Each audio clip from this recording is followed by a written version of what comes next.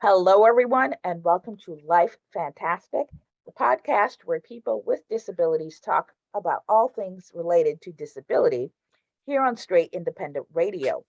We're sponsored by neurodiversityconsulting.org and sentia.org. Check us out online to find out about all the great things that we do with people with disabilities. I'm your host, the Idea Dynamo, Samantha Pierce, and our topic today is relationships, romance, and disability.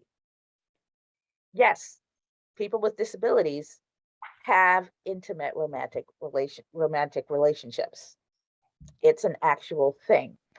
And society doesn't always realize that, yep, people with disabilities are whole people. They have a wide range of emotions. They have a desire for platonic relationships. They have a desire for intimate relationships.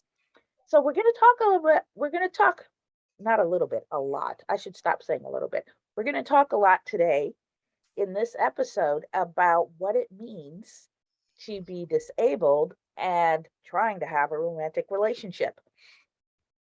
So I want to get started with you, Liza, because you brought up the issue of abuse that can happen in relationships. Let's start there. Well, first of all, statistics vary depending on the study, and they also vary depending on the gender the study is focused on. Because women, and there is less data on trans women, non-binary individuals, etc., but because women, or at least people who are perceived as being female, are more likely to be abused, that also combines with the fact that disabled people are more likely to be abused and increases the statistic for disabled women. That statistic can reach as high as 80%. For disabled people in general, the range is generally between 40 and 70. And that's a pretty wide range, but that's attributable to numerous different studies, sample sizes, etc.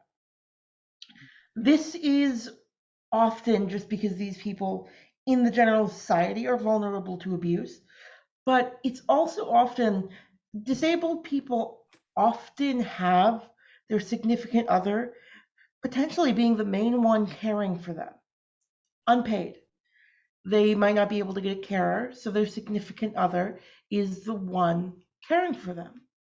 And if that happens and the significant other has this significant amount of power over them, that puts the person in a vulnerable situation. Mm. And it can also mean that even if they want to get out of that situation, they either can't because they will lose their care, or they can't because they feel like the pool of people they could get together with and have a relationship with otherwise is too small because they're disabled.